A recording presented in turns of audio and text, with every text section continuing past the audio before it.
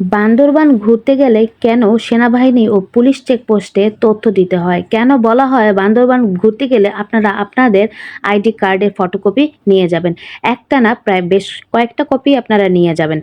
রুমা যাওয়ার পথে কেন পর্যটকদের নাম ঠিকানা ভ্রমণের উদ্দেশ্যে লিপিবদ্ধ করা হয়? কারণ বান্দরবান ঘুরতে যাওয়া সকল পর্যটক বান্দরবান সেনাবাহিনী এবং পুলিশের কাছে সম্পদের মতো, তাই আপনাদের সুস্থ এবং নিরাপদ ভ্রমণ তারা নিশ্চিত করার জন্য আইডি কার্ডগুলো তারা সংরক্ষণে রাখে এবং খোঁজ নেয়। অনুমোদিত সেনাবাহিনী ও পুলিশ চেকপোস্ট পর্যটকদের তথ্য নিবন্ধন করা হয়।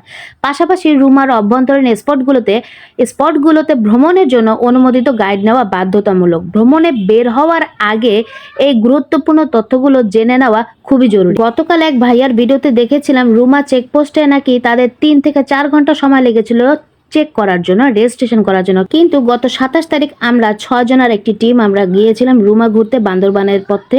সেখান থেকে রুমাতে গিয়ে আমাদেরকে একটু সময় অপেক্ষা করতে হয়নি, জাস্ট আমাদেরকে ভোটার আইডি কার্ডগুলো দেওয়া হয়েছে, সেগুলো চেক করেছে এবং আমরা পায়ে হেঁটে ওই চেকপোস্টটা আমরা পার করেছি। যদিও আমি ওখানে কিছু ভিডিও করেছিলাম, কিন্তু তারপর তারা বলেছিল এখানে ভিডিও করা নিষেধ, তাই আমি ভিডিওটা ডিলিট করে দিয়েছিলাম।